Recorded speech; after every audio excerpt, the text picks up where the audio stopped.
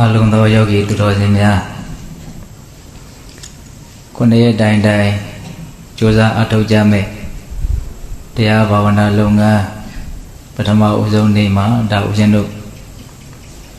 လုံပေးတရားအနေနဲ့စတင်ပြီးတော့တရားဒေသနာများတဏှာရီလောက်အချိန်ယူပြီးတော့အာယုကျင်ညိုရမယ်နော်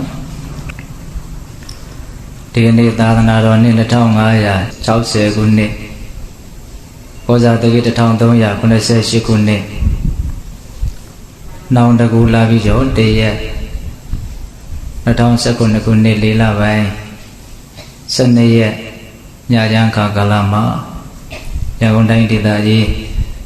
လေကူမြို့တစ္ဆာရွှေစီကျောင်းတိုက်တွင်မှာစတုထအချိန်မြောက်ရှင်ရင်ကျင်းပကြတဲ့ခုနှစ်ရက်တာတတိပဋ္ဌာန်ဘာဝနာတရားစခန်းပွဲမှာအလုံးသောတရားဘာဝနာများကိုကြိုးစားအထောက်ကြဖို့ရောက်ရှိလာကြတဲ့ယဟန်တော်များသီလရှင်များဒကာကြီးဒကာမကြီးများတရားဘာဝနာလို့ကိုကြိုးစားအထောက်ဖို့ရောက်ရှိနေကြတဲ့ခုချိန်ခါကာလမှာတရားဘာဝနာအလုံးနဲ့ပတ်သက်ပြီးတော့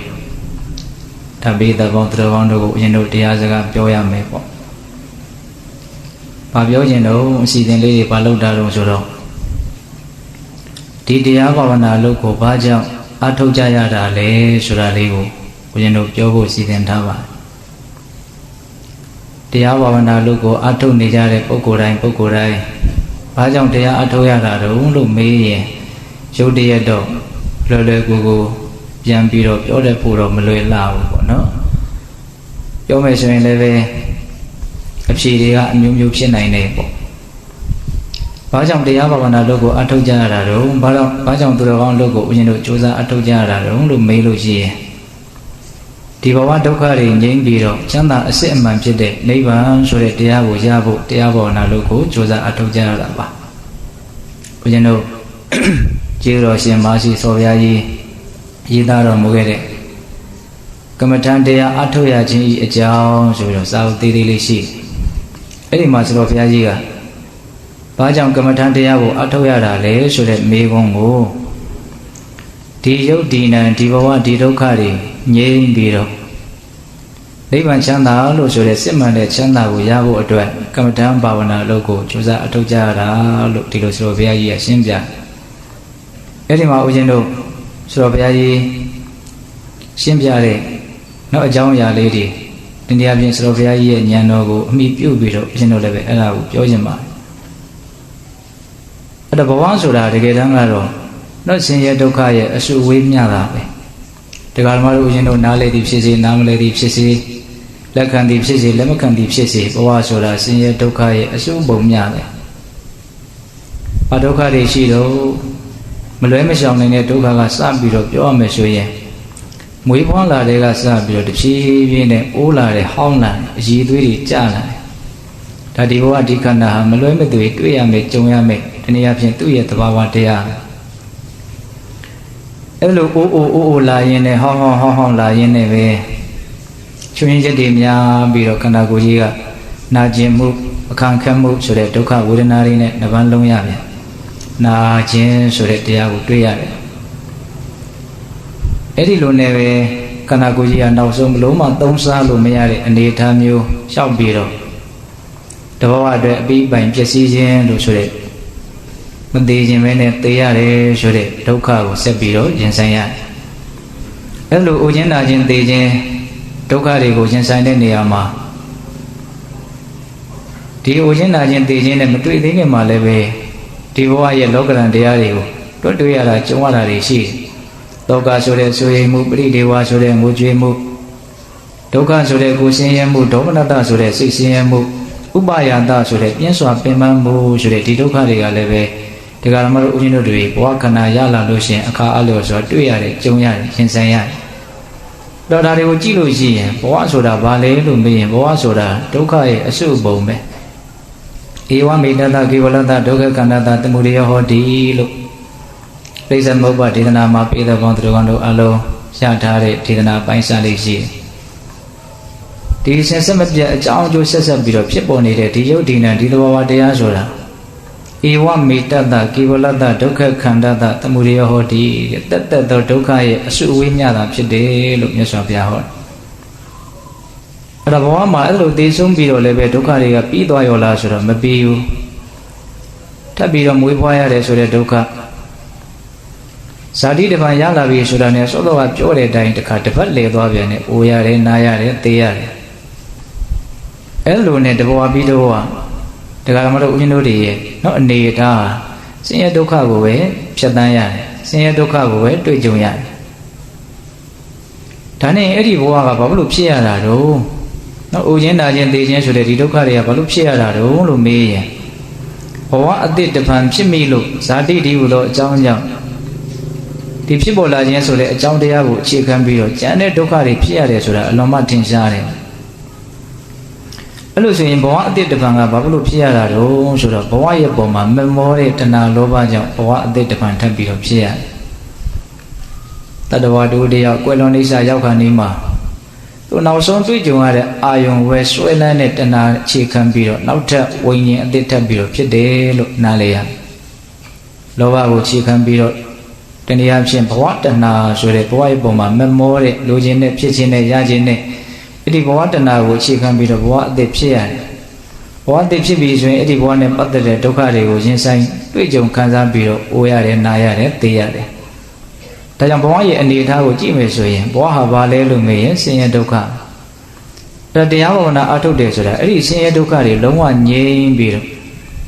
ချမ်းသာအစစ်မှန်ဖြစ်တဲ့နိဗ္ဗာန်ဆိုတဲ့တရားကိုရဖို့အတွက်တရားဘာဝနာလို့ကိုကြိုးစားအထောက်ရတာတဲ့ဒါကအမြင့်မားဆုံးရည်ရွယ်ချက်ကိုပြောတာပါဒီနေမှာဦးရှင်တို့ဒီဘဝတဏှာဘာကြောင့်ဖြစ်လဲဆိုတာလေးဘဝတဏှာမဖြစ်အောင်ဘယ်လိုလုပ်ရမလဲဆိုတာလေးကိုစတော်ဘုရားကြီးပေးထားတဲ့ဥမာကိုဦးရှင်ကအရန်သဘောကျလို့ပြောခြင်းဘာလို့ဘဝရဲ့ပုံမှာမမောတဲ့ဘဝတဏှာဖြစ်နေရတာတော့ဘဝကိုဘာလို့လိုချင်နေရတာတော့ဘဝနဲ့ဘယ်နဲ့ကြောင့်မခွဲမခွာခြင်းဖြစ်နေရတာတော့လို့မေးရင်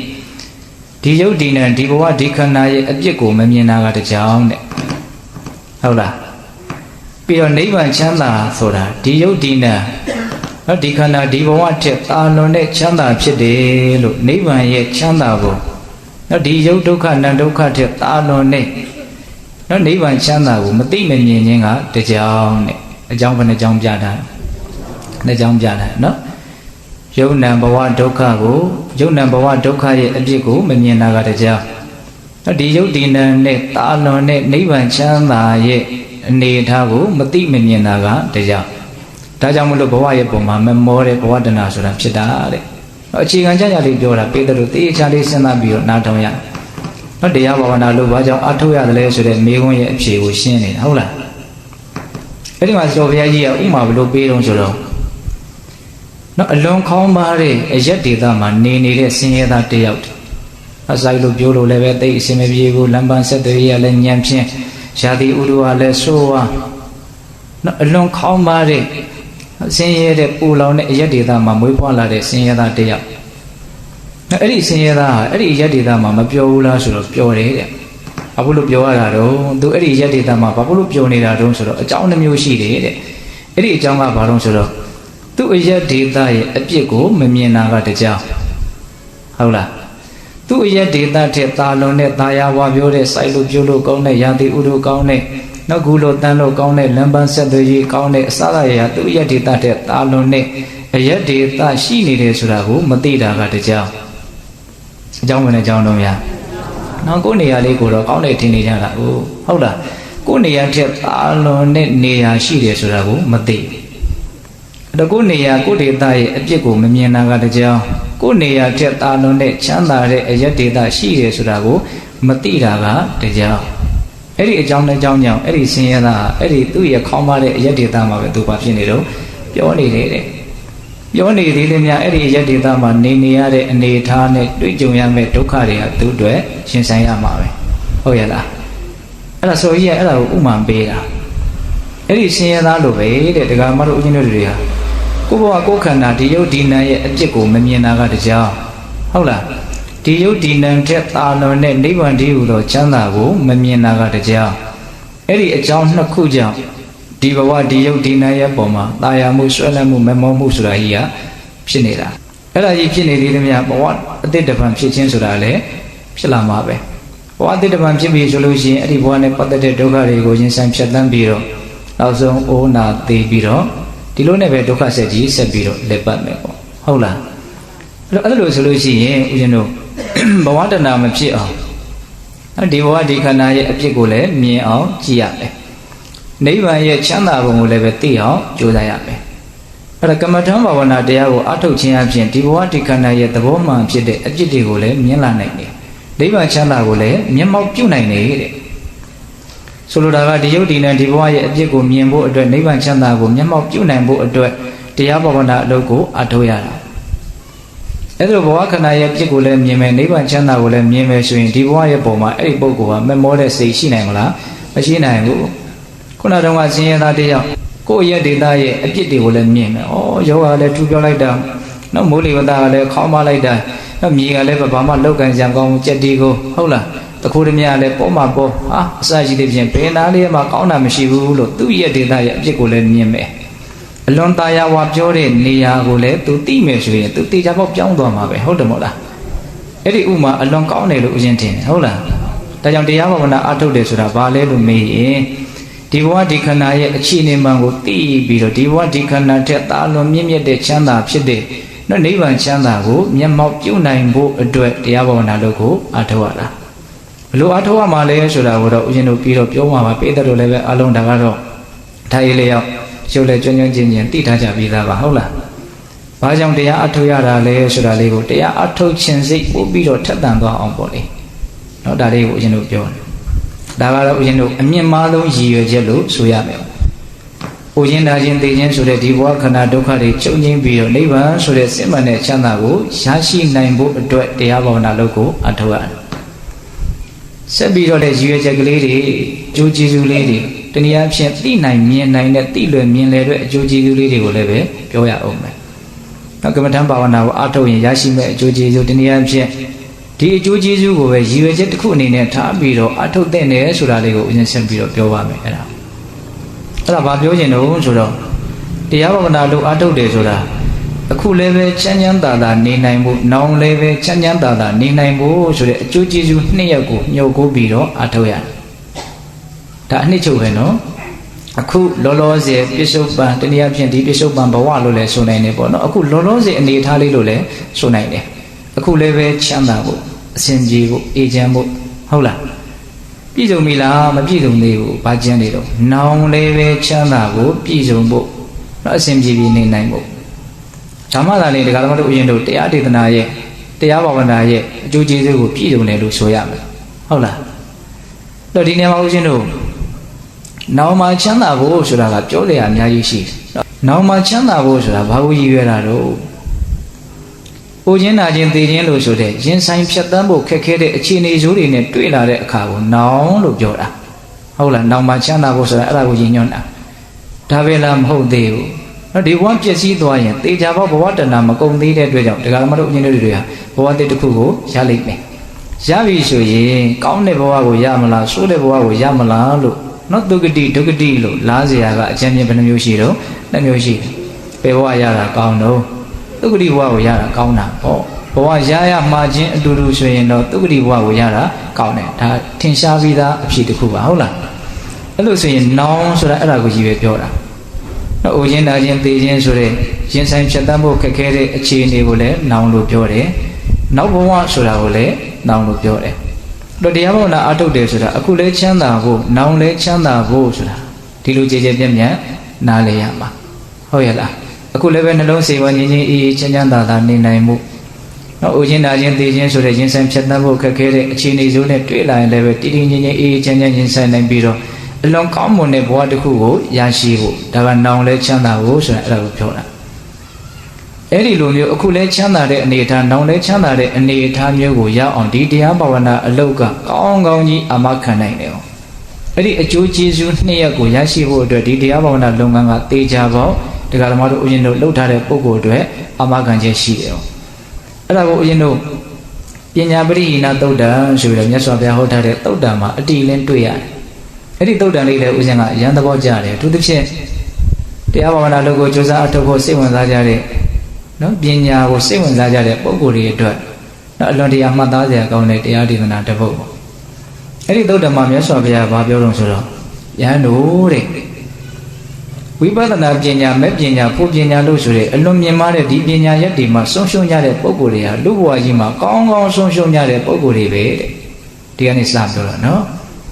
်ဝိပဿနာပညာဆိုတာဒီဘဝခန္ဓာမှာဖြစ်ပေါ်နေတဲ့ရုပ်တဏ္ဍသဘာဝတရားတို့ရဲ့မတည်မြဲတဲ့သဘာဝကိုကောင်းကောင်းသိတာနားလည်တာကိုဝိပဿနာပညာဟုတ်လားဘာပဲဖြစ်လ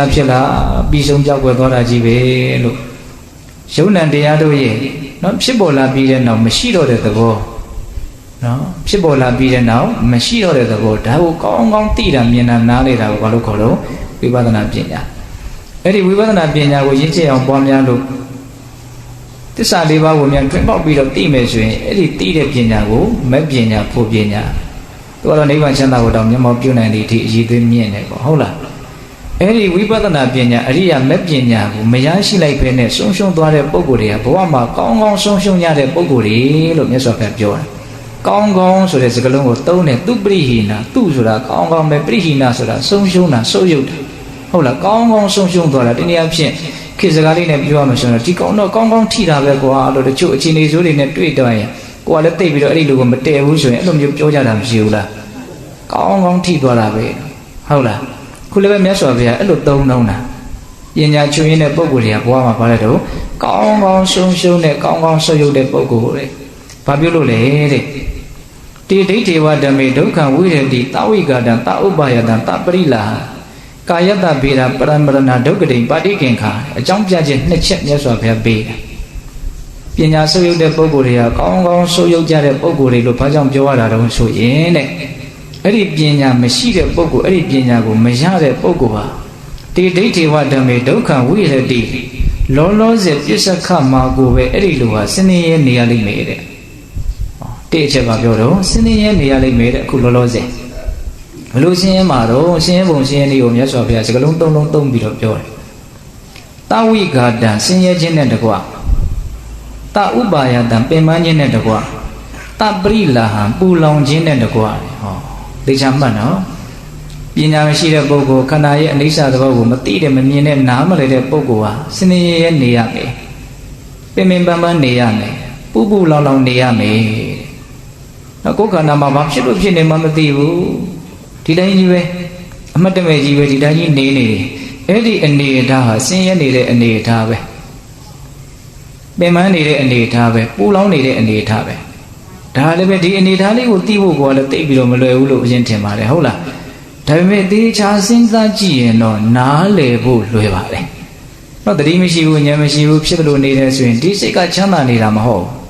်ဒီစိတ်ကတက်တာနေတာမဟုတ်ဒီစိတ်ကအေးချမ်းနေတာမဟုတ်ဒီစိတ်ဘလို့ဖြစ်နေတဲ့စိတ်တို့နော်ဆင်းရဲနေတဲ့စိတ်ပဲပင်ပန်းနေတဲ့စိတ်ပဲပူလောင်နေတဲ့စိတ်ဒါကိုမြတ်စွာဘုရားတဝိဂါတံဆင်းရဲခြင်းနဲ့တကွတဥပါယတံပင်ပန်းခြင်းနဲ့တကွတပရိလာဟံပူလောင်ခြင်းနဲ့တကွဒုက္ခဆင်းရဲဝိရတိအဲ့ဒီလိုနေရလိမ့်မယ်တဲ့အမှန်မသိဘူးဆိုရင်အဲ့ဒီအနေထားနဲ့နေရတာတဲ့ဝမ်းနေစရာကောင်းတာကအဲ့လိုဖြစ်နေလို့ဖြစ်နေမှကိုတရားဓမ္မတို့ဦးဇင်းတို့ကကောင်းကောင်းမသိဘူးနော်ကိုဆင်းရဲလို့ဆင်းရဲမှမသိဘူးကိုပင်ပန်းလို့ပင်ပန်းမှမသိဘူးကိုပူလောင်လို့ပူလောင်မှမသိပဲနဲ့ပဲနေကြတာစဉ်းစားကြည့်ရင်တော့ဒါသိနိုင်တယ်နော်လက်ခံနိုင်ပါတဲ့ဒါကဒီတိုင်းပဲဖြစ်နေတာဟုတ်လာ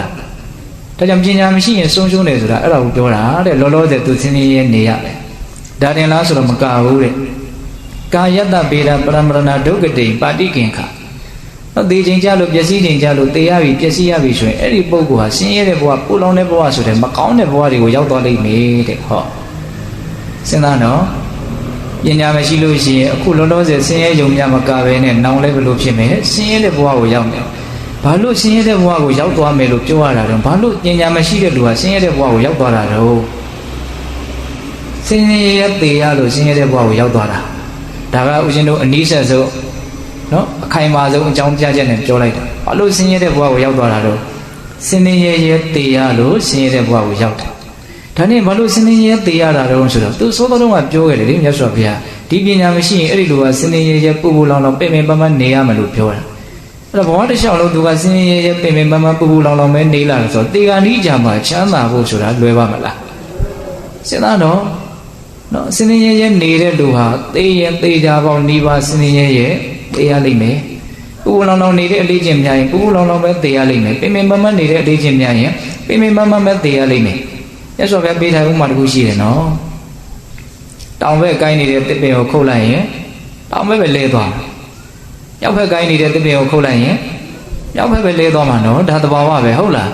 ပူလောင်လောင်ပင်ပင်ပန်းပန်းစင်းရဲအနေနဲ့ရင်တော့အဲ့လိုပဲစင်းရဲတည်ပြီးတော့စင်းရဲတည်ရင်တော့စင်းရဲနေရတဲ့ဘဝကိုအောက်သွားမယ်တဲ့ဒါကြောင့်ပညာမရှိတဲ့ပုဂ္ဂိုလ်ပညာကိုရအောင်မလုပ်တဲ့ပုဂ္ဂိုလ်တွေတနည်းအားဖြင့်ဒီတရားဘာဝနာလုပ်ဖို့အောက်ထုတ်ပြီးတော့သိနေသိလိုက်တာကိုသိအောင်မလုပ်ကြတဲ့ပုဂ္ဂိုလ်တွေဟာအခုလည်းပဲဆင်းရဲတယ်ဆင်းရဲတည်ပြီးတော့နောက်လည်းပဲဆင်းရဲတဲ့ဘဝတွေကိုရောက်လိမ့်မယ်တဲ့ဘာကောင်းနိုင်နေတော့ဘာမှမကောင်းခုလည်းဆင်းရဲတယ်နောက်လည်းဆင်းရဲတယ်ဟာအဲ့ဒါလို့မဟုတ်ဘူးစံကျင်ပဲအနေနဲ့ပရိပဒဘာဝနာလုပ်ကိုလုပ်တဲ့အောင်သင်ပြီးတော့ဒါကိုဇွဲနဲ့လုံလနဲ့ဝိရိယနဲ့ယုံကြည်မှုအပြည့်အဝနဲ့တော့ကြိုးစားမယ်အထုတ်မယ်ဆိုလို့ရှိရင်တော့ပညာဆိုတာကိုရနိုင်တယ်။နော်တရားအထုတ်တယ်ဆိုတာအဲ့ဒီပညာကိုရဖို့ရည်ရွယ်ချက်နဲ့လုပ်ကြရတာဟုတ်လား။ဝါခဏရဲ့သဘောမှန်ကိုသိပြီးမတည်မြဲတဲ့သဘောကိုသိလာပြီးမြင်လာပြီးနားလည်လာပြီးဆိုရင်ဒါဘာပညာရတဲ့ခေါ်တော့ဝိပဿနာပညာ။သူ့ကိုရင်းချအောင်ပွားများလို့သစ္စာလေးပါးကိုမြန်သိခဲ့မယ်ဆိုရင်တော့သူကတော့အမဂ္ဂံချက်ရှိသွားတဲ့အနေအထားတွေကိုရောက်သွားမယ်ပေါ့။အဲ့ဒါမျိုးဆိုတော့ဘုရားကအဲ့ဒီပညာရဲ့ဂုဏ်ကြီးစုကိုဘယ်လိုဆက်ပြီးတော့ပြောတော့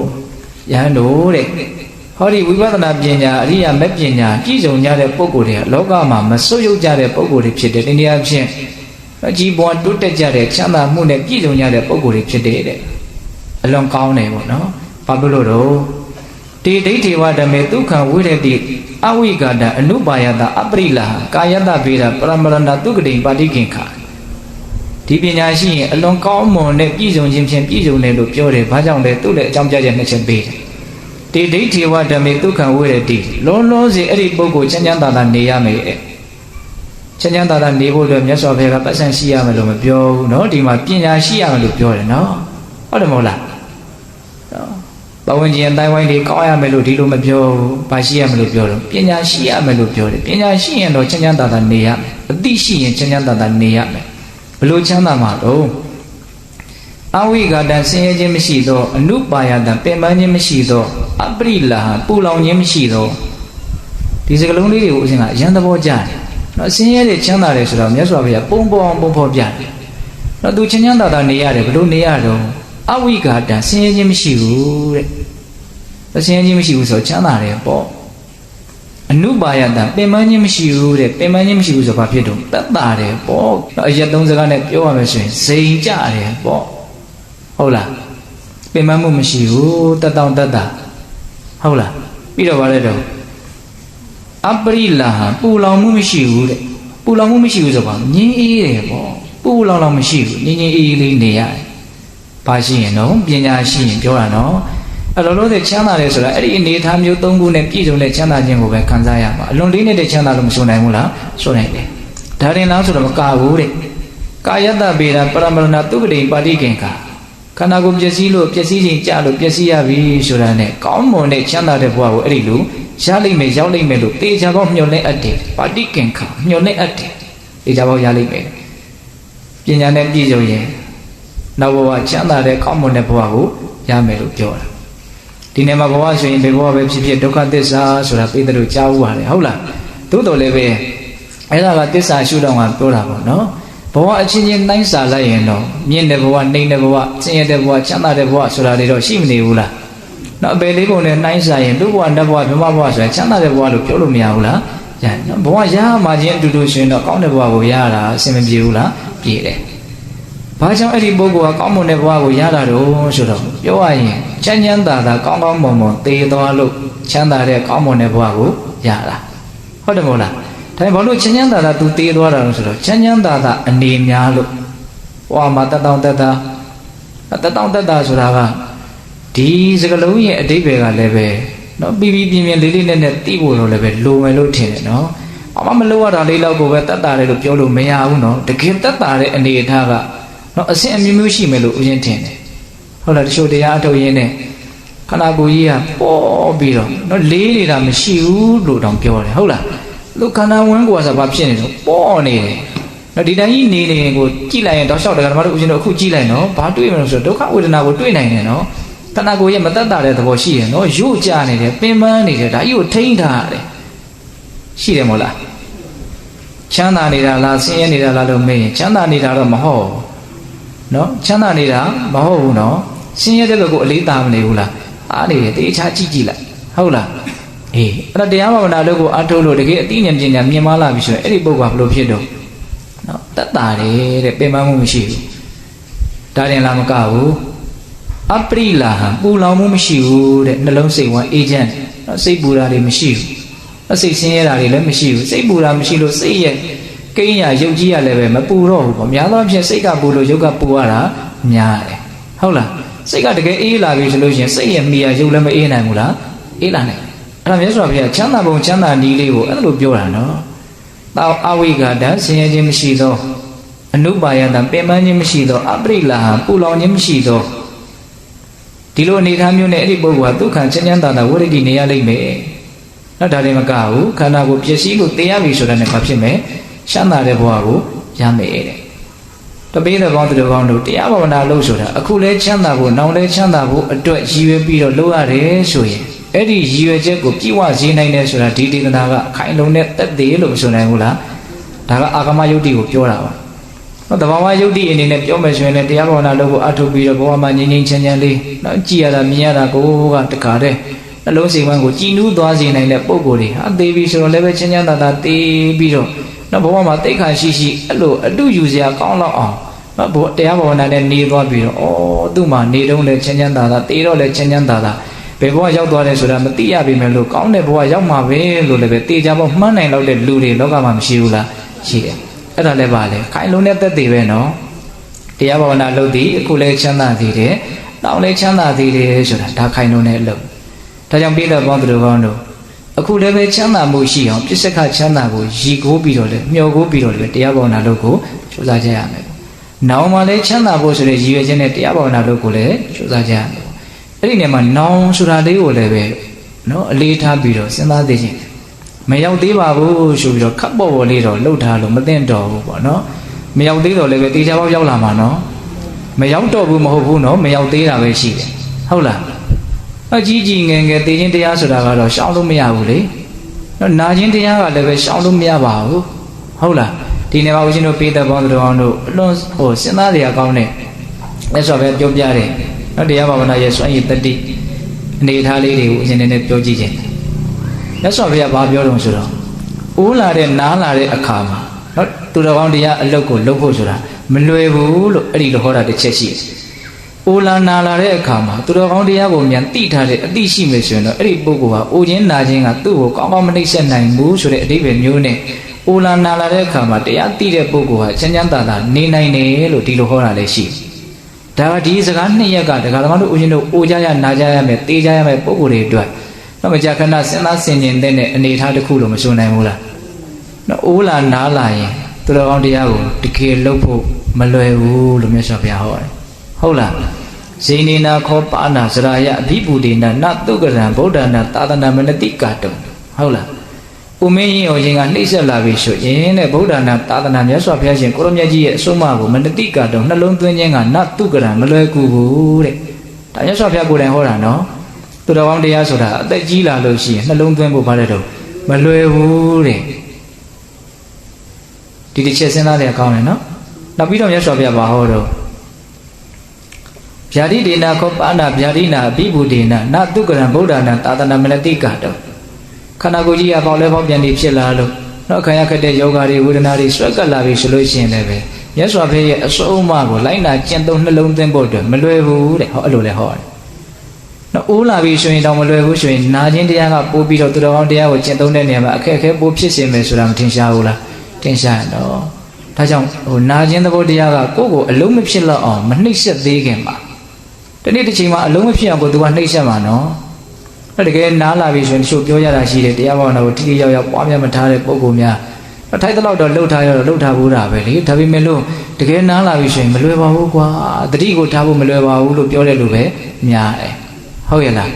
ဒါကြောင့်ပိဋကပေါင်းသူတော်ကတော့အဲ့ဒီဘေးအဲ့ဒီအန်ရဆိုတာတစ်ချိန်ကြာရင်ကြာလာမှရောက်လာပါ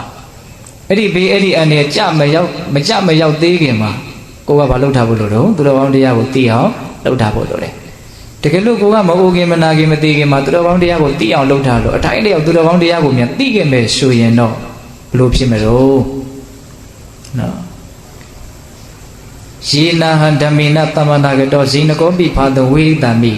ိအလွန်သဘောကျတဲ့ဥစဉ်ကဒီပါဠိပိုက်လေးနော်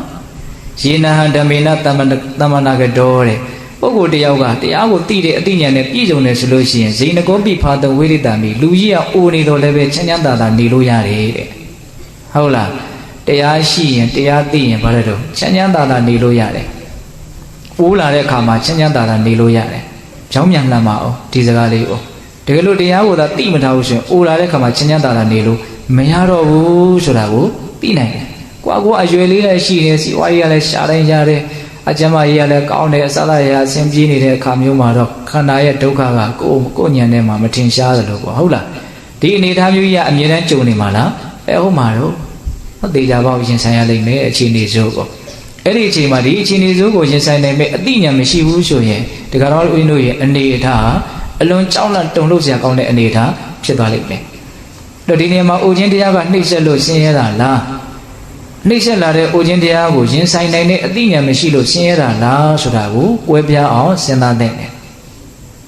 ဒါကြပါစို့ကလေးနှစ်ယောက်နဲ့ဥစဉ်ဥမာပေးမယ်။တချို့ကလေးကဉာဏ်ရှိတယ်သူ့ကိုစရင်စာမှန်းသိတယ်ငိုတယ်ရိုးတယ်ဆိုတာမရှိဘူး။တချို့ကလေးကသူ့ကိုစရင်စာမှန်းမသိဘူးစတာနဲ့ငိုတော့တာပဲစိတ်တူတော့တာပဲ။စတာတော့အတူတူစတာပဲ။တယောက်ကငိုတယ်တယောက်ကမငိုအဲ့တော့စာခြင်းမစာခြင်းကြောင့်သူဆင်းရဲတာစာခြင်းကြောင့်ဆင်းရဲတယ်ဆိုတာကအဓိကကြတဲ့အဖြေလားစတာကိုနားလေခြင်းနားမလေခြင်းဆိုတာကြောင့်ငိုခြင်းမငိုခြင်းဖြစ်သွားတာလားဆိုတာကိုစဉ်းစားမိဖို့မလိုဘူးလားစတာကိုစတယ်လို့သိလို့ရှိရင် तू မငိုဘူးလေတကယ်တမ်းငိုရတယ်ဆိုတာစလို့ငိုရတယ်ဆိုတဲ့အဖြေထက်စတာကိုစာမသိလို့ငိုရတယ်ဆိုတဲ့အဖြေကပို့ပြီးတော့မမှန်ဘူးလားအဲ့လိုပဲအိုလို့ဆင်းရဲတယ်ဆိုတဲ့နေရာမှာနာလို့ဆင်းရဲတယ်ဆိုတဲ့နေရာမှာအိုလို့နာလို့ဆင်းရဲရတယ်ဆိုတာတဲ့အဲ့ဒီအိုရာနာရာကြီးကိုရင်မဆိုင်နိုင်တဲ့နော်နားလည်မှုမပေးနိုင်တဲ့မသိတဲ့ဉာဏ်ပညာမဲ့မှုကြောင့်ဆင်းရဲရတယ်ဆိုတာပို့ပြီးတော့မမှန်ဘူးလားမှန်တယ်အဲ့ဒါကလည်းတို့ကခက်တာကအဲ့ဒီဟာကိုကိုကတွန်းလှန်နိုင်တဲ့ခန္ဓာရည်ရှိတဲ့အနေအထားကိုရှာဖွေဖို့သိမစင်တာဘူးလူတွေကမအိုဖို့စဉ်းစားတယ်မနာဖို့စဉ်းစားတယ်အိုခြင်းတရားကိုမအိုအောင်သူတို့ပြုပြင်ခြင်းနဲ့ပြောင်းလဲခြင်းနာခြင်းသဘောတရားကိုမနာအောင်ပြုပြင်ပြောင်းလဲခြင်းတယ်တကယ်ဆိုရင်အိုးလာနားလာတာကိုရင်ဆိုင်နေတဲ့အည်သူပဲကိုကမလုပ်ကြမလို့ရအောင်ရှာကြရမှာမအိုးအောင်မနာအောင်လုပ်လို့မရဘူးเนาะဆိုကြပါစို့စီးစင်းနေတဲ့မြစ်ကြီးကိုပြောင်းပြန်ပြီးတော့စီးစင်းစေခြင်းနဲ့ဆိုရင်ဒါရွတ်သွတ်မှုပဲရိတ်ကတော့နေရရှိသွားမှာပဲဒါသူ့လမ်းကြောင်းသူသွားတာပဲဒီခန္ဓာကိုယ်ကြီးကလည်းပဲအိုခြင်းနာခြင်းသိခြင်းဆိုတဲ့လမ်းကြောင်းကိုပုံမှန်စီးနေတဲ့မြစ်ကြီးတစ်စင်းပဲဒါကိုကိုပြန်ဆန်တက်စေခြင်းနဲ့ဆိုရင်ဒါကိုယ့်ရဲ့ပါတော့ရွတ်သွတ်မှုပဲမိုင်မဲမှုပဲခုလူတွေကအဲ့ဒီမိုင်မဲမှုနဲ့နေတာနော်ဟုတ်တယ်မဟုတ်လားအိုးလာပြီအိုခြင်းကြလို့အိုးလာပြီဆိုသူတို့ဘာလုပ်တော့မအိုခြင်းအောင်ဆောင်ရတယ်ပေါ့နော်အိုးတာကိုမကြိုက်ဘူးတကယ်ဆိုရင်အိုးတာကိုအိုးတဲ့တိုင်းထားပြီးတော့ကိုယ်စိတ်ထဲမှာနားလည်နိုင်မှုလက်ခံနိုင်မှုနဲ့အစဉ်ပြေအောင်ဘာလုပ်ရမလို့ရင်ဆိုင်ရမှာဟုတ်တယ်မဟုတ်လားခုမြတ်စွာဘုရားအဲ့ဒါကိုပြောတာအိုးလာတဲ့အချိန်မှာသူတော်ကောင်းတရားကိုသိရင်ချမ်းချမ်းသာသာနေနိုင်တယ်အဲ့ဒီလိုပဲတဲ့အနာရောဂါနှိမ့်ဆက်လာတဲ့အခါမှာလည်းပဲနော်ယေနဟဓမ္မေနသမ္မနာကတောဗျာတိတောပိဖာတဝိရိတာမိအပေါင်းနာနေတရားလာတကယ်သိမယ်ဆိုရင်အဲ့ဒီပုဂ္ဂိုလ်ဟာချမ်းချမ်းသာသာနေလို့ရတယ်အဲ့ဒီနာခြင်းသဘောတရားကပို့ပြီးတော့ဥစဉ်ကခက်ခဲမယ်လို့ထင်တယ်ဟုတ်လားနော်နားလာပြီဆိုတော့ तू အစဉ်စမပြတ်ပါဖြစ်နေအောင်ဆင်းရဲနေတော့တာပဲလေသူပဲဆန်ရှိတာဘေးမှာရှိနေတာပဲ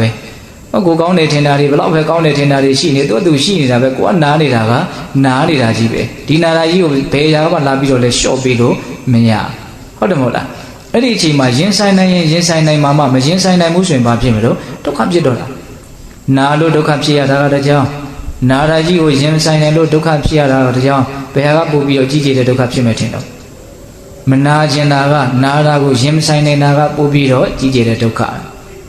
နော်နာတာကိုရင်ဆိုင်နိုင်တယ်မနာကျင်ဘူးလို့လည်းမရှိဘူးဒါသူ့တဘာဝပဲအဲကိုင်းငါနာကျင်သည်ဖြစ်စေမနာကျင်သည်ဖြစ်သည်ဒါကြီးကပြောင်းလဲသွားမှာပေါ့နာကျင်ရောက်ရင်နာမှာပဲလို့သိတယ်နာကျင်တယ်လို့ဆိုလိုတာမဟုတ်ဘူးမနာကျင်ဘူးလို့လည်းပ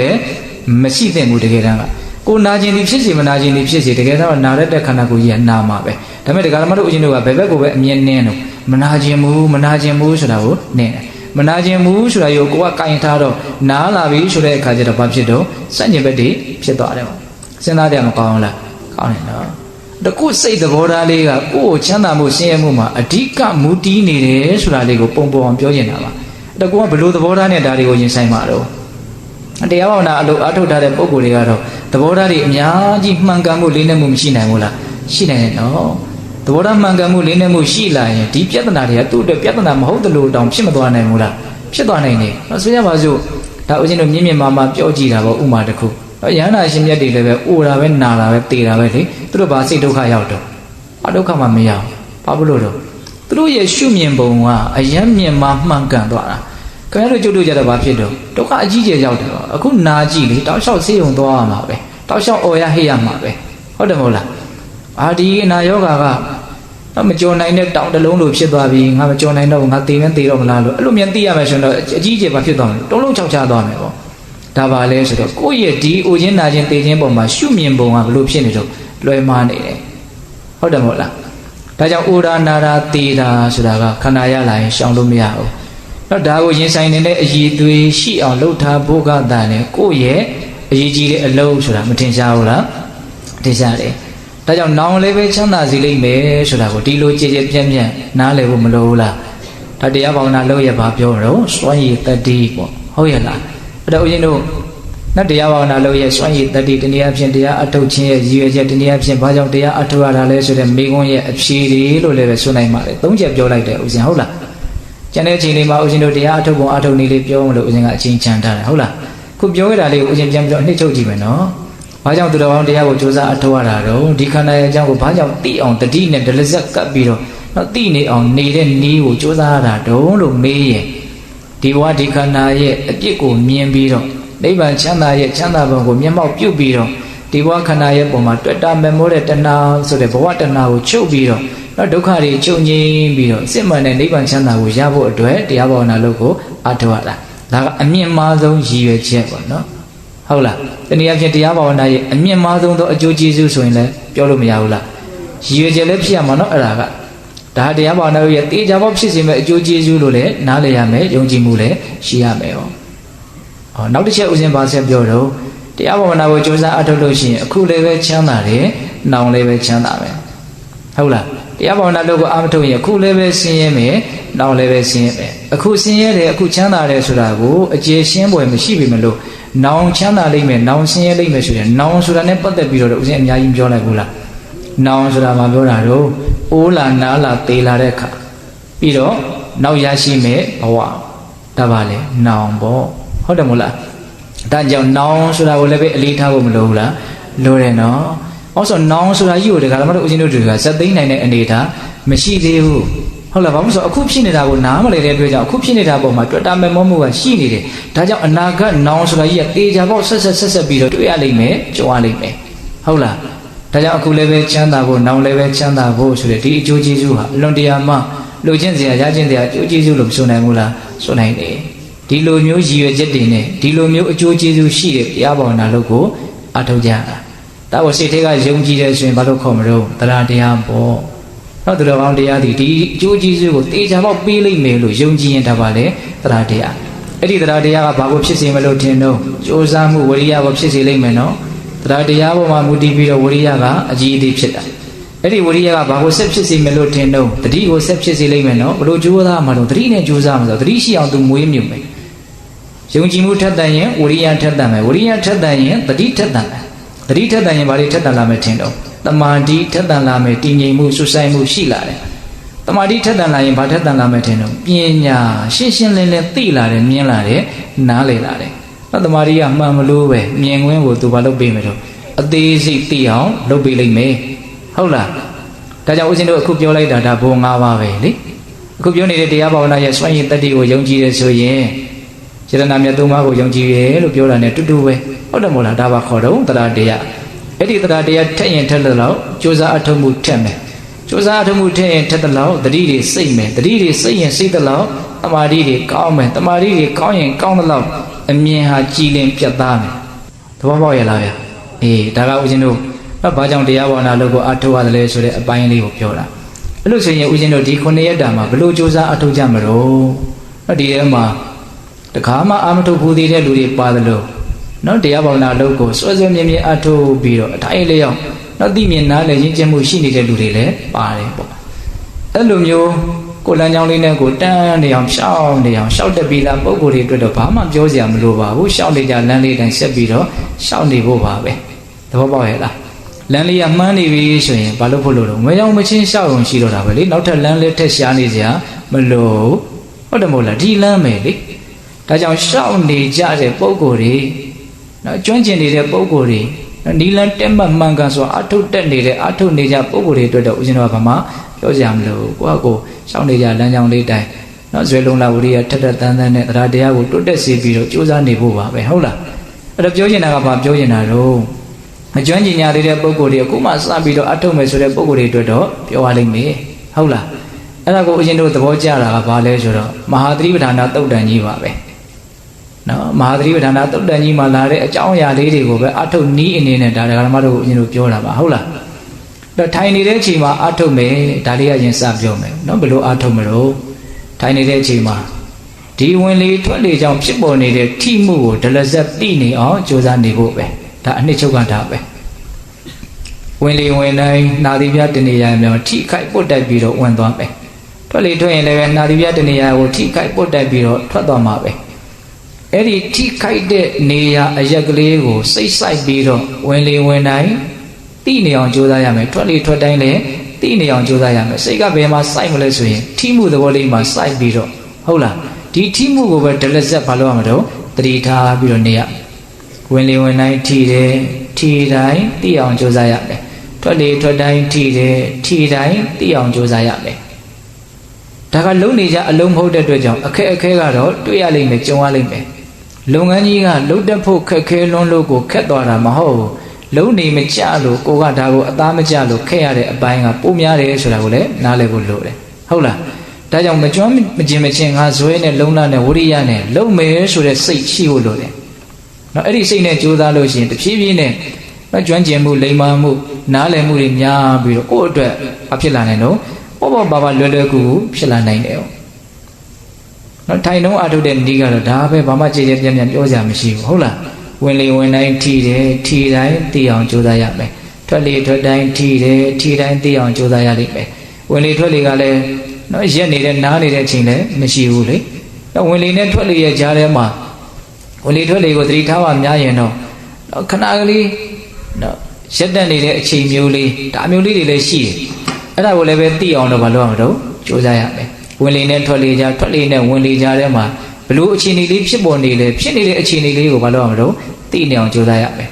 ပြောချင်တာကဒီနာသီးများကိုပဲအာယုံပြုတ်ပြီးတော့ဝင်လေဝင်နေတယ်ဆိုရင်လည်းဝင်နေတယ်လို့သိထွက်နေတယ်ဆိုရင်လည်းထွက်နေတယ်လို့သိတော့စိတ်ကဘယ်မှာစိုက်ထားမလဲဆိုရင်စိတ်စိုက်เสียနေရာလေးကလည်းရှိဖို့လိုတယ်ဟုတ်လားဘယ်မှာစိုက်မလို့ထိခိုက်တဲ့အရက်ကလေးမှာစိတ်စိုက်ပြီးရင်နောက်နေ့တွေမှာဦးဇင်းတို့ကဒီဝင်လေထွက်လေထိမှုသဘောကိုသိနေတဲ့အချိန်မှာအခက်အခဲကဘာတွေရှိနေတယ်ဘာတွေကိုဘယ်လိုလေးဆက်ပြီးတော့သိရမယ်ဆိုတာလေးကိုတော့အသေးစိတ်စက်မိသလိုပြောမှာပါဟုတ်လားအခုလောလောဆယ်အထုတ်ကြမဲ့ပုံကိုယ်တွေနော်အထုတ်နေမကြသေးတဲ့ပုံကိုယ်တွေအခုမှစအထုတ်မဲ့ပုံကိုယ်တွေကတော့အဲ့လိုလေးကြိုးစားသိခြင်းအမြဲတမ်းလေးချပြီးတော့ဇွဲလုံးလာဝရိယနဲ့အရန်ကြီးလေကိုကဝင်အောင်လည်းပဲဝါယမတော့စိုက်เสียမလို့ကိုကထွက်အောင်လုပ်တယ်ဆိုတဲ့အနေအထားမျိုးလည်းမကြိုးစားစေခြင်းဘူးသူဝင်နေထွက်နေတဲ့အနေအထားလေးကိုပဲသိနေအောင်ကြိုးစားရမှာဒါလည်းပဲအရေးတော်ကြီးတယ်ဟုတ်လားအဲ့တကယ်တမ်းကဝင်လေထွက်လေဆိုတာကကိုကဝင်အောင်ထွက်အောင်လုပ်လို့ဝင်နေထွက်နေတာမဟုတ်ပါဘူး။ကျန်တဲ့အချိန်ဒီမှာစကားတွေပြောနေတယ်တောင်းတင်းမြောက်တွေတွေးနေတယ်သွားနေတယ်နားနေတယ်လောက်ကန်နေတယ်ဒီဝင်လေထွက်လေဝင်လို့ဝင်နေမှတော့မသိဘူးထွက်လို့ထွက်နေမှတော့မသိ။ကိုကလှုပ်လို့ဝင်နေထွက်တယ်လို့ပြောဖို့နော်ဘယ်လို့မှမဖြစ်နိုင်ဘူးနော်။ဝင်နေထွက်နေမှတော့ကိုမသိဘူး။ဝင်အောင်ထွက်အောင်လုပ်ဖို့နေနေသားသားဝင်အောင်ထွက်အောင်ဝင်နေထွက်နေတယ်လို့တော့ပါတော့မသိ။သူဝင်နေထွက်နေတာပဲလေ။အိပ်ပျော်နေတဲ့အချိန်လဲဝင်နေထွက်နေတာမရှိဘူးလား။ရှိတယ်ဒီဒါသူဝင်နေခန္ဓာကိုယ်ရဲ့သူရှင်တန်ရေးတွေသူအလုံးလုံးနေတာပဲဒါကမွေးရစာလုံနေတာပဲဟုတ်တယ်မဟုတ်လားအဲ့ဒါကိုဘယ်နဲ့ကြောင့်ဒီဝင်လေထွက်လေကိုသိအောင်လုပ်တော့မယ်ဆိုကမှဝင်လေကိုငါကပဲဝင်အောင်လုပ်နေတယ်လို့ငါကပဲထွက်အောင်လုပ်နေတယ်အဲ့ဒီငါကြီးကဘယ်နဲ့ကြောင့်ဝင်ရှုံနေတာတုံးဆိုတာကိုအများကြီးစဉ်းစားရမယ်ငါလို့ထင်နေတာပါလေတက္ကာယဒိဋ္ဌိပေါ့ဟုတ်လားဒါကြောင့်သူ့အလုပ်သူလုပ်နေတဲ့ဒီဝင်လေထွက်လေကိုကိုကဘေးကနေပြီးတော့နော်ထိုင်ပြီးတော့အေးအေးဆေးဆေးကြည်နေတယ်လို့မျိုးလေကြည်နေဖို့သိနေဖို့ဒါပဲဟုတ်တယ်မဟုတ်လားဒါကြောင့်ဝင်လေထွက်လေကိုလုတ်ပြီးတော့မရှူပါဘူးဟုတ်လား ဘာလို့ရမှာတော့သူပုံမှန်လေးဝင်နေထွက်နေတာလေးကိုဝင်အောင်ထွက်အောင်ဝါယမစိုက်တဲ့အပိုင်းဘာမှမရှိရဘူးကိုဝါယမစိုက်ရမှာကဘာလဲလို့မေးရင်ဝင်လေထွက်လေကိုတိနေအောင်လုပ်တဲ့အပိုင်းမှာတော့အကြီးကျယ်ဝါယမစိုက်ရလိမ့်မယ်ဟုတ်လားဒါကဦးဇင်းတို့ထိုင်လုံးလုပ်ရမယ်လုပ်ငန်းစဉ်ပေါ့တချို့ဝရိယတကယ်ထက်သန်တဲ့ပုံကိုယ်တွေကြတော့ကျန်တဲ့ဣရိယာပုတ်တွေမှာလည်းပဲဒီနှာသီးများကိုစိတ်ဆိုင်ပြီးတော့နေတဲ့နည်းနဲ့ကြိုးစားကြတယ်လည်းရှိတယ်တဲ့ဦးဇင်းတို့လေဒီစတော်ဘုရားကြီးရေးတဲ့အာနာပါနဒေမီလီဆိုတာရှိတယ်အဲ့မှာစတော်ဘုရားကြီးကဒီဝင်လေထွက်လေကိုမှတ်ရမယ်အနေထားမှတ်ရမယ်အချိန်မှတ်ရမယ်ဣရိယာပုတ်ကဘာလဲလို့မေးဣရိယာပုတ်၄ပါးလုံးမေးတဲ့အစာထဲမှာပြောထားတာကတော့တော့ထိုင်ပြီးတော့ခန္ဓာကိုယ်ဖြောင်းဖြောင်းထားပြီးတော့ဒါကသူကဝင်လေထွက်လေကိုနော်ကောင်းကောင်းဒီထိုင်တဲ့ဣရိယာပုတ်နဲ့မှတ်တဲ့နည်းကိုပဲပြောတာကျန်တဲ့ရက်နေတဲ့ချိန်သွားနေတဲ့ချိန်လျောင်းနေတဲ့ချိန်မှာမမှတ်ရဘူးအဲ့ဒီနည်းနဲ့ဝင်လေထွက်လေကိုမမှတ်ရဘူးလို့ဆိုလိုတာမဟုတ်ဘူးသဘောပေါက်ဖို့လိုတယ်နော်ဘယ်ချိန်မှပဲဖြစ်ဖြစ်ကိုစွန့်နိုင်တယ်ဆိုရင်ဒီဝင်လေထွက်လေကြောင့်ဖြစ်ပေါ်နေတဲ့ထိမှုရဲ့အပေါ်မှာတတိကပ်ပြီးတော့ထားဖို့မလိုဘူးလားလို့အဲ့လိုထားနိုင်မယ်ဆိုရင်တော့ဒါပြီးပြီတနည်းတည်းနဲ့ဒီတိုင်းလှုပ်သွားတာနဲ့ကိုယ်ဇွဲလုံးလားဝိရိယကြီးရင်ကြီးသလောက်အကျိုးကျေးဇူးကိုရရှိမှာပဲနီလန်းအနေနဲ့ဘာခက်ခဲမှုရှိလဲမရှိဘူးဒါပေမဲ့ဝိရိယအနေနဲ့တော့အများကြီးဆက်ရလိမ့်မယ်နော်အဲ့ဒီဝိရိယကြီးမအောင်ဇွဲတွန်းအားပေးမလို့တင်တော့ဒီလုပ်ငန်းရဲ့အကျိုးကျေးဇူးကိုယုံကြည်တဲ့တတ္တတရားဘယ်လောက်ယုံကြည်ထားလဲဒီလုပ်ငန်းကဒုက္ခတွင်းတွေကတကယ်ဆွဲထုတ်မှာနော်ဒုက္ခဒီကိုရအောင်တကယ်ပို့မှာလို့ကိုဘယ်လောက်ယုံလဲယုံရင်ယုံသလောက်လုံးမှာနော်မယုံရင်မယုံသလောက်မလုံးယုံမှုကရော့ရဲဆိုရင်လုံးမှုကလည်းရော့ရဲရဲပဲဟုတ်လားအေးဒါကြောင့်ဦးဇင်းတို့ပြေးတဲ့ကောင်ထိုင်လုံးမှာဘာလုပ်ရမလို့ဝင်လေထွက်လေကိုမှတ်ရမယ်တော့ကျန်တဲ့အချိန်တွေမှာဦးဇင်းတို့ဘာပြောချင်တော့ဆိုတော့ဒီခန္ဓာကိုယ်ရဲ့ထင်ရှားရာသဘာဝတရားရဲ့ပုံမှာသတိထားပြီးတော့နေတဲ့နည်းနဲ့အထုတ်တဲ့အဲဆိုကြပါစို့သွားတယ်ဆိုလို့ရှိရင်ဒီခန္ဓာကိုယ်မှာဘယ်အရာကထင်ရှားလဲခြေတော်နှစ်ချောင်းကထင်ရှားတာပေါ့တလန်ပြီးတလန်လှမ်းနေတာပဲလေသူအားယူပြီးတော့ရှေ့တိုးလိုက်တယ်ဖိချလိုက်တယ်ကြွလာတယ်ရှေ့တိုးလိုက်တယ်ဖိချလိုက်တယ်ဒီလိုနဲ့တစ်ချောင်းပြီးတစ်ချောင်းမလုပ်နေတော့လှုပ်ရှားနေတာဒါအကြီးကျယ်ဆုံးသိတာထင်ရှားမှုဟုတ်လားအဲ့ဒါပုံမှာသတိထားလို့မရဘူးလားရှားတယ်ဘယ်ခြေတော့ကြွလာတယ်ရှေ့တိုးသွားတယ်ဖိချလိုက်တယ်ညာခြေတော့ကြွလာတယ်ရှေ့တိုးလိုက်တယ်ဖိချလိုက်တယ်မြေကြီးနဲ့ထိသွားတယ်ဒီသဘာဝတွေကိုဘာလို့နေဖို့လို့တော့သတိထားနေဖို့လို့တယ်သိနေဖို့လို့တယ်သိနေဖို့ဆိုတဲ့စကားလုံးလေးကအရန်ရှင်းပါတယ်အဲ့လိုပဲဦးဇင်းတို့လှမ်းနေတဲ့အချိန်မှာဒီလက်ကဘယ်ညာရမ်းနေတာမရှိဘူးလားရှိတယ်အဲ့ဒါပေါ်မှာသတိထားရင်တော့ထားလို့မရဘူးလားရတယ်နော်ထင်ရှားတဲ့အာယုံပေါ်မှာထင်ရှားတဲ့သဘာဝတရားတွေပေါ်မှာသတိရှိနေဖို့ပဲတကယ်တမ်းကဦးဇင်းတို့မဟာဗောဓိမြိုင်ဆိုတော်ဘုရားကြီးလှုပ်ဝါတော့ကပရိစိတ်တယ်ဟိုတနေ့ကတရားလေးတစ်ပုဒ်ဦးဇင်းနာရတယ်အရဟံကုံစိတ်တယ်တဲ့ဆိုကြီးကဘာဖြစ်ချင်ညာဖြစ်ရှင်လို့မဟုတ်ပါဘူးတဲ့ပရိစီနဲ့လက်နဲ့ထိနေတာကိုသိနေတာတဲ့ပရိစီနဲ့လက်နဲ့ထိတာအရင်ထင်ရှားတယ်ပရိစီကလည်းကျမ်းတာဟိုတတိပိတိတလုံးပြီးလုံးထိသွားအဲ့ဒီထိမှုပေါ်မှာမလုပ်တာတော့စိတ်ဆိုင်ထားတယ်ဒီထိမှုထဲမှာနေဆိုင်တဲ့ရုပ်ဓာတ်သဘာဝတရားတွေအများကြီးရှိနေတယ်ဒါပြောရလို့ရှိရင်အလွန်နဲ့နေကျေပြတ်ပါတယ်ဟုတ်လားအဲ့တော့ပြောနေတာကဘာလဲဘာထင်ရှားလဲထင်ရှားတဲ့အနေအထားပေါ်မှာဘာလို့ရမလို့သတိထားပြီးတော့နေရမယ်ရိုးရိုးလေးနော်ဖြစ်နေတာကိုဖြစ်နေတဲ့တိုင်းလေးသိဖို့ပဲတကယ်တမ်းကဟုတ်လားဒါသွားနေတဲ့ချိန်မှာအဲ့လိုပေါ့ပြောဦးဇင်းတို့ရက်နေတဲ့အခိုက်အတန့်လေးတွေရှိမယ်ပြီးတော့လျောင်းဆက်နေတဲ့အနေအထားတွေရှိမယ်လျောင်းဆက်နေတဲ့အနေအထားတော့ခန္ဓာကိုယ်အသက်တာဆုံးအနေအထားပဲဒါကြောင့်ကြာလို့ရှိရင်တော့သူကဌိနမိတ်တာလွှမ်းပြီးတော့ဘာဖြစ်သွားတော့အိပ်ပျော်သွားတတ်တယ်ပေါ့တော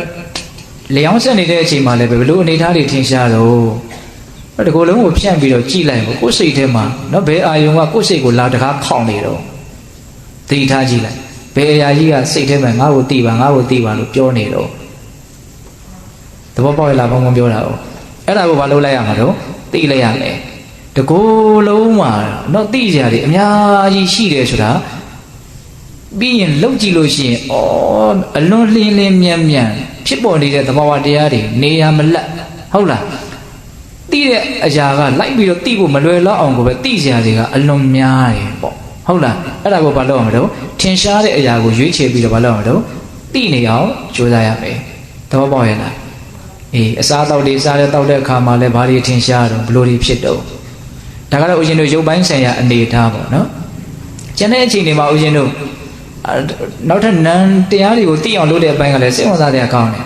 ဒါကတော့စစချင်းအထုတ်ခါစားမှာတော့เนาะအရင်ကြီးလွယ်ကူမယ်လို့မထင် ကိုယ့်ရဲ့အတွေးတွေကိုအမိဖမ်းပြီးတော့တိနေအောင်လုပ်တဲ့နေပေါ့စိတ်ဓာတ်ဥပဒနာလို့လည်းမဆိုနိုင်ဘူးလားဆိုနိုင်တယ်နော်ဗာလေတွေးနေတော့တွေးနေတဲ့နေရာမှာစကလုံးနေအနေနဲ့တွေးတာရှိတယ်ပုံသဏ္ဍာန်တွေကိုမြင်ပြီးတော့နော်ဘဇုအကြောင်းကိုတွေးလိုက်တယ်ဆိုရင်အဲ့ဒီဘဇုပုံကြီးကပေါ်နေတာပဲမဟုတ်လားစိတ်ထဲမှာအဲ့ဒါပါလေအဲ့အတွေးပဲလေဟုတ်တယ်မဟုတ်လားတယောက်အကြောင်းကိုတွေးလိုက်တယ်ဆိုရင်အဲ့ဒီလူရဲ့ပုံကြီးကဘာဖြစ်နေတော့ပေါ်နေတယ်နော်သူ့ရဲ့ပြောဟန်ဆိုဟန်ကြီးဘာဖြစ်နေတော့ပေါ်နေတယ်နော်တနေရာရောက်သွားတယ်အဲ့ဒီနေရာလည်းမြင်နေရတဲ့စိတ်ထဲမှာဒါပါတွေတုံးလို့မေးရင်အတွေးတွေပဲဟုတ်လားအဲ့ဒီအတွေးတွေဘာမှရေရာမှုတော့မရှိဘူးတစ်ခုပြီးတစ်ခုတွေးနေတာပဲဘာရလည်းမဟုတ်တွေးနေတာအဲ့ဒီအတွေးတွေကိုဘာလုပ်အောင်တော့လိုက်ပြီးတော့အဲ့ဒီတွေးနေတဲ့အတိုင်းလေးပဲလိုက်ပြီးတော့သိအဲ့ဒါလေးကဘာလေးလုံးဆိုလိုက်ပြီးတော့သိနေအောင်ကြိုးစားရမယ်သဘောပေါက်ရဲ့လားအဲ့ဒါလည်းစိတ်ဝင်စားတဲ့အရန်ကောင်းတယ်တစ်ခုပြီးတစ်ခုတွေးနေတာပဲနော်အစီအစဉ်လည်းမကြဘူးတွေးချင်တာတွေးတယ်ကြုံရကြပန်းတွေးနေတာတခါလေတွေးရင်းနဲ့အတွေးတည့်သွားပြီဆိုလို့ရှိရင်တော့အဲ့ဒီတွေးတာတွေနဲ့ပတ်သက်ပြီးတော့မကျေနပ်တာတွေဘာတွေများလာပြီးတော့ဇလန်းကြီးလိုဖြစ်ပြီးတော့တွေးနေတာရောမရှိဘူးလားရှိတယ်ဖြစ်ခဲ့တာတွေဘာတွေများဆက်ဖြစ်မှာတော့အမျိုးမျိုးတွေးနေတယ်အဲ့ဒီအတွေးတွေကိုဘာလုပ်ရမလို့သတိထားရမယ်သတိထားလိုက်ရင်တော့စောစောကသတိထားခံရတဲ့အတွေးဟာပြတ်တောက်သွားလိမ့်မယ်သဘောပေါက်ရဲ့လားအဲ့ဒီနီးနဲ့လည်းပဲစူးစမ်းဖို့မလိုဘူးလားလိုတယ်နော်နောက်ပြီးတော့ဦးဇင်းတို့ခံစားချက်ဝေဒနာတွေဆင်းရဲတာတွေချမ်းသာတာတွေစိတ်တိုင်းကြတာတွေမကြတာတွေရှိတယ်အဲ့ဒါတွေကိုလည်းဘာလုပ်ရမလို့သတိထားရမယ်အဲ့တော့အနှစ်ချုပ်ပြောရရင်တော့ကျန်တဲ့အခြေအနေမှာနော်ရုပ်ပိုင်းဆိုင်ရာနာမ်ပိုင်းဆိုင်ရာဘယ်သဘာဝတရားပဲဖြစ်ဖြစ်ထင်ရှားတဲ့သဘာဝတရားရဲ့ပုံမှာအမှန်အကန်ဘာလုပ်နေရမလို့သိနေရမယ်အဲ့ဒီဖြစ်နေတာလေးကိုဖြစ်နေတဲ့အတိုင်းလေးသိနေရမယ်သိပြီးရင်ထားခဲ့နော်သိပြီးသားကြီးကိုထပ်ပြီးတော့တွေးနေတယ်နောက်ထပ်သိတဲ့အရန်လေးတစ်ခုရှိတယ်တစ်ခုမကဘူးအများကြီးရှိတယ်ဆက်ပြီးတော့သိသွားသိပြီးသားကိုထားခဲ့ဆက်ပြီးတော့သိသွားကျိုးပြီးတော့လည်းပဲရှေ့ကိုရောက်မနေစေနဲ့သိပြီးသားကြီးကိုနောက်ကျပြီးတော့လည်းပဲတွေးပြီးတော့မနေရနဲ့ဟုတ်လားအတိတ်ကိုလည်းမပြန်နဲ့အနာဂတ်ကိုလည်းမကြံနဲ့ဆိုတဲ့အတိတ်ပဲပေါ့ခုလုံးလုံးနဲ့ဖြစ်နေတာလေးကိုပဲတိပြီးတော့သွားရမှာစိတ်ကြီးကနောက်ကျပြီးတော့လည်းမကြံရနဲ့နောက်ကျကြံရရင်ဘာဖြစ်မလို့အတွေးတွေဖြစ်သွားပြီဟုတ်တယ်မဟုတ်လားဖြစ်ခဲ့တာကိုပဲတွေးလိုက်တဲ့သဘောမျိုးလို့မဆိုနိုင်ဘူးလားအရှိကိုကျိုးရောက်နေပြီဆိုရင်လည်းဘာဖြစ်နေပြီတော့အတွေးတွေပဲလေဟုတ်တယ်မဟုတ်လားအဲ့တော့တကယ်ကဘယ်လိုဖြစ်အောင်သွားမှာတော့ဖြစ်နေတဲ့တရားလေးကိုဖြစ်နေတဲ့အတိုင်းလေးသိသွားရမယ်နောက်ထပ်ဆက်ဖြစ်နေတာရှိတယ်ဆက်သိသွားပါဆက်သိသွားပါဒီတိုင်းနဲ့မဖြစ်နေတဲ့အနေအထားနဲ့သိနေတဲ့အနေအထားကိုအဝင်ကြဖြစ်အောင်ကိုယ့်အကိုကျွမ်းကျင်အောင်လုပ်ရမှာတော့ဒါကပြောပြဖို့လည်းအရင်တော့ခက်ပါတယ်ဟုတ်လားအဲ့တော့ဦးဇင်းတို့ပြည်တော်ကောင်းသူတော်ကောင်းတို့ဘယ်လိုအားထုတ်ရမလဲဆိုတဲ့အပိုင်းလေးကိုဒါအချင်းမြင်လေးပြောပြတာပါဟုတ်လားထိုင်နေတဲ့အချိန်မှာဝင်လေဝင်တိုင်းထီတယ်ထီတိုင်းသိအောင်ကြိုးစားရမယ်ထွက်လေထွက်တိုင်းထီတယ်ထီတိုင်းသိအောင်ကြိုးစားရမယ်နော်ဝင်အောင်ထွက်အောင်လုံလဝါယာမမဆိုင်ပါနဲ့ဝင်နေထွက်နေတာလေးကိုပဲ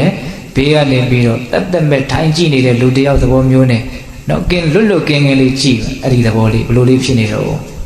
့စိတ်ဝင်စားမှုအပြည့်နဲ့ကြည့်ရမယ်ဟုတ်လားဒီလိုသတိထားခြင်းရဲ့အကျိုးကျေးဇူးကိုယုံကြည်မှုထက်သန်အောင်စောစောကပြောခဲ့ပြီနော်စောစောကပြောခဲ့တာတွေကတရားတရားကိုနှိုးဆော်တဲ့စကားလုံးတွေကြီးပဲတရားတရားဆိုတာလည်းပဲမှန်မှန်ကန်ကန်သိတဲ့ဉာဏ်ပညာလည်းရှိမှတရားတရားဖြစ်တာဟုတ်လားဩဒါတွေကဒီလိုဟုတ်တာပေါ့ဩယုံကြည်မှုဘာဖြစ်လာတော့တိုးလာတယ်အဲ့ဒီယုံကြည်မှုကိုအခြေခံပြီးတော့ဝရိယနဲ့တတိကိုဒလဇတ်ထားတဲ့အလေးချင်းကိုကြိုးစားရမယ်အဲ့ဒါဆိုလို့ရှိရင်တမာတိတို့ပညာတို့ဖြစ်ထွန်းမလာနိုင်ဘူးလားလာနိုင်တယ်အဲ့ဒီနည်းနဲ့ကြိုးစားရမယ်ပေါ့နော်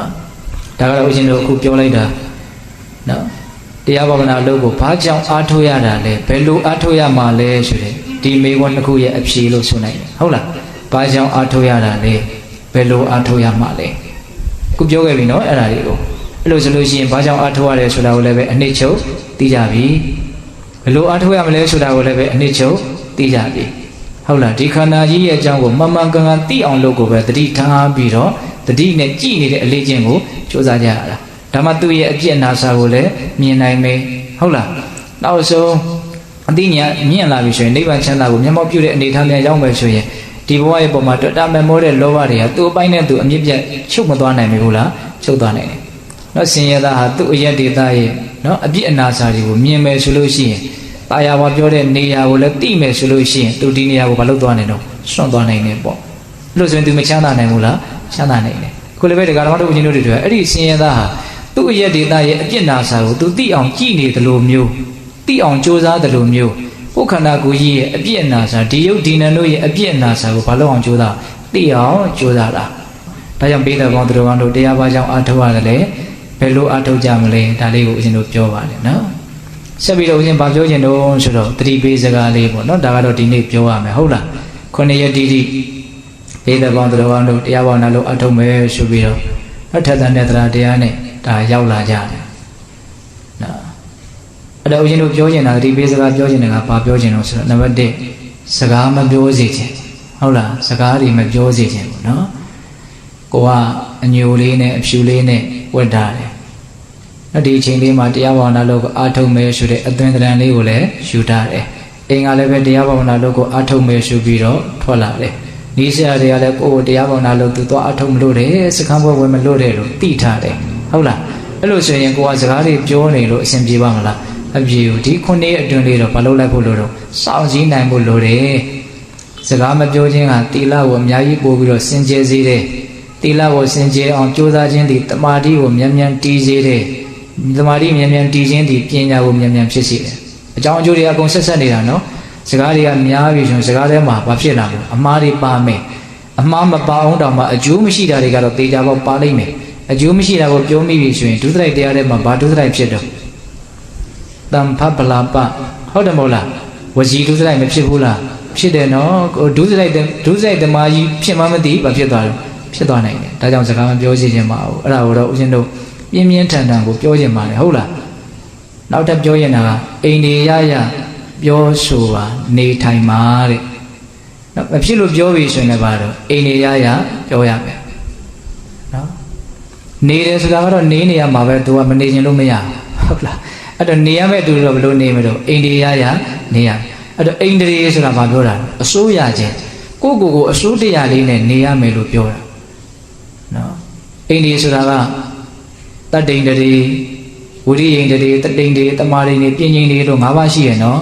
မျက်စိနာနာလျှာကိုစိတ်ကိုလည်းအိန္ဒြေလို့ပြောတာမရှိဘူးလားရှိတယ်နော်တောင်ကြီးမြောက်ကြီးနော်မြင်ရတာကိုကစားအိန္ဒြေမရှိလိုက်တာအိန္ဒြေမဲ့လိုက်တာဆိုတာကြီးကတိတော့တိတာလေအဲ့ဒီလိုနည်းနဲ့လည်းပဲမျက်စိနာနာလျှာကိုစိတ်ကိုထိန်းပြီးတော့အိန္ဒြေရနေဖို့လိုတယ်နော်တရားဝရိယတတိသမารိပညာဆိုတဲ့မြင်မာတဲ့ဒီအိန္ဒြေစိတ်ကိုအစိုးတရားရှိမှု